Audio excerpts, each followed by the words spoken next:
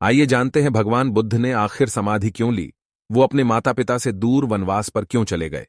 Video को अंत तक जरूर देखे, हो सकता है भगवान बुद्ध की जीवन कथा से आपको भी कुछ ज्ञान प्राप्त हो जाए। भगवान बुद्ध का जन्म लुम्बिनी नामक स्थान पर हुआ, जो अब नेपाल के हिस्से में है। उनके जन्म के समय से ही उनके चारों तरफ एक विशेष शांति और प्रकाश का माहौल था।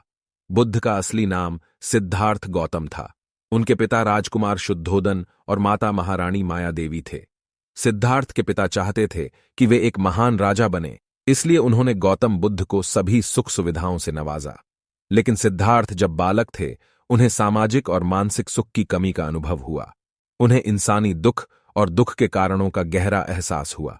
एक दिन सिद्धार्थ अपने राजमहल के बाहर घूम रहे थे, तब उन्होंने एक वृद्ध व्यक्ति को देखा, जिसका शरीर बहुत कमजोर था और उसमें चलने फिरने की भी ताकत नहीं थी। उसके पास जाकर सिद्धार्थ ने पूछा, आप क्यों ऐसे दुखी हैं?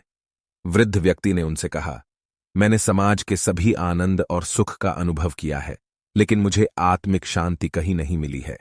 सिद्धार्थ ने और भी कुछ व्यक्तियों से बात की, जिनमें से कुछ दुखी थे और कुछ संतुष्ट थे, लेकिन वे सभी आत्मिक शांति का अनुभव नहीं कर पा रहे थे।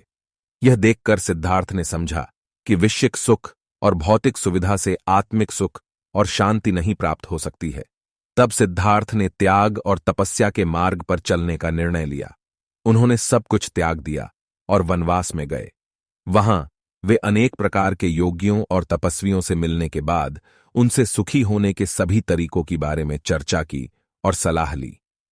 कुछ समय तक तपस्या करने के बाद सिद्धार्थ ने एक पीपल के पेड़ के नीचे बैठकर समाधि को प्राप्त किया।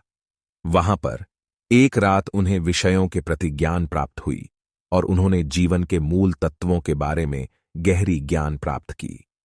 सिद्धार्थ गौतम ने अपने जीवन के अनुभव और ज्ञान के आधार पर चतुरार्य सत्य का ज्ञान प्राप्त किया, जिसमें अहिंसा, सत्य, असत्य और ब्रह्मचर्य के महत्व को सिखाया जाता है। उन्होंने अष्टांगिक मार्ग की प्रवृत्ति में प्राप्ति की, जिसमें सम्यक दृष्टि, सम्यक संकल्प, सम्यक वाक्य, सम्यक कर्मांत, सम्यक आजीवन, सम्यक व्यायाम, सम्यक स्मृति और सम्यक समाधि के मूल तत्व शामिल हैं। सिद्धार्थ गौतम को बुद्ध होने का अनुभव हुआ, यानी वह सम्यक संबुद्ध बन गए। उन्होंने अपना जीवन सामाजिक समरसता के हित में व्यतीत किया और लोगों को दुख और दुख से मुक्त होने के लिए का उपदेश दिया। उनकी शिक्षाएं ने अनेक लोगों की जीवन को प्रभावित किया और उन्हें आत्मिक शांति और बोध प्रदान किया। भगवान बुद्ध की कहानी हमें यह सिखाती है कि सम्यक जीवन के मार्ग पर चलने से हम आत्मिक शांति और बोध प्राप्त कर सकते हैं। उन्होंने दुख से मुक्त होने के लिए मानवता के हित में अपना जीवन समर्पित किया और इस तरह एक महान संत और आदर्श पुरुष बन गए।